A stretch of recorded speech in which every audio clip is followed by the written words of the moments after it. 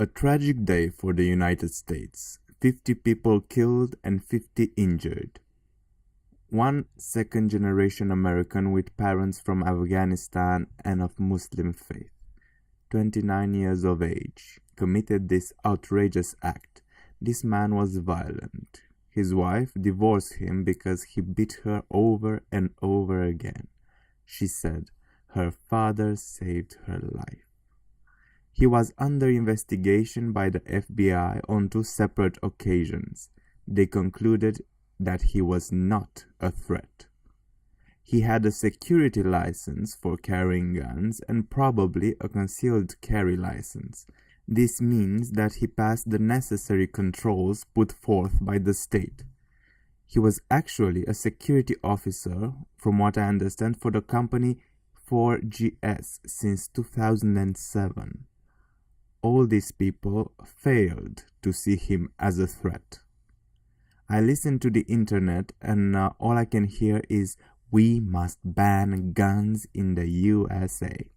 They omit the fact that the bar was a gun-free zone. They omit the fact that he took prisoners inside the bar when the cops arrived. No one in Pulse was able to challenge him because they had no guns. It was actually the lack of guns on the part of the people that died. They have accepted the idea that they should be disarmed, and when this lunatic came, they were helpless.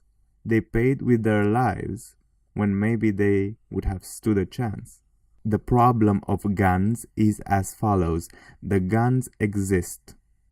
We cannot wish them out of existence, and we cannot remove them from people that want to kill others. That is a fact. It happened in other places we let government ban certain products. Drugs are illegal. A lot of drugs all over the place. The prohibition, a lot of alcohol back in the day. Prostitution, illegal, a lot of it all over the place. You get the idea. Banning stuff does not work. It actually makes things worse. In the case of guns, if guns would be harder to get or illegal, it would happen like this. People that are buying them for protection could not buy them anymore because they respect the law. They are law-abiding citizens. The people that would become disarmed would be the general peaceful population that just wants to have a safeguard just in case. The criminals, however, they would still have guns. People, this man that killed 50 had licenses. He didn't need one to buy a gun, but he had them. The FBI didn't find his connection with ISIS. Twice. I'm sorry to tell you, but your government can't and will not protect you. You were once a self-reliant people. I just hope you don't become like the Europeans.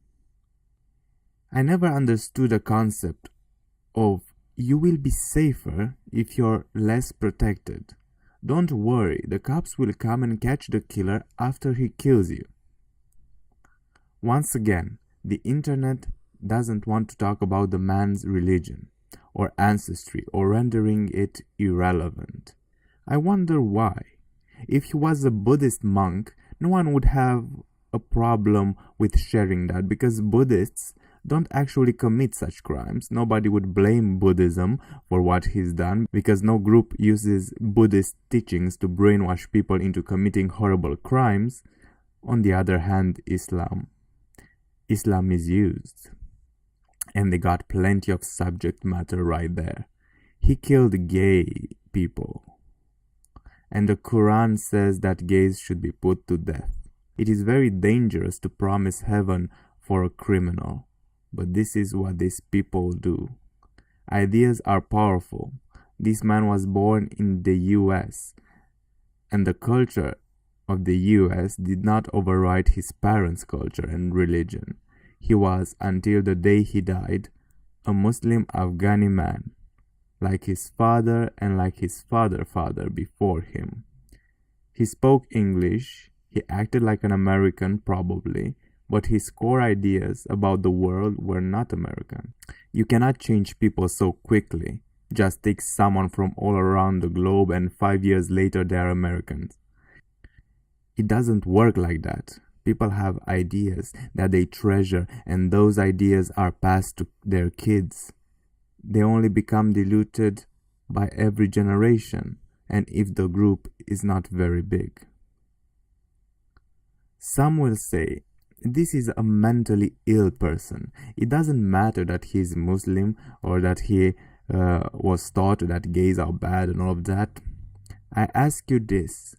If he was part from another family of Buddhist origin that taught him with love and understanding that life is sacred and no one should take a life, would he still have killed 50 people?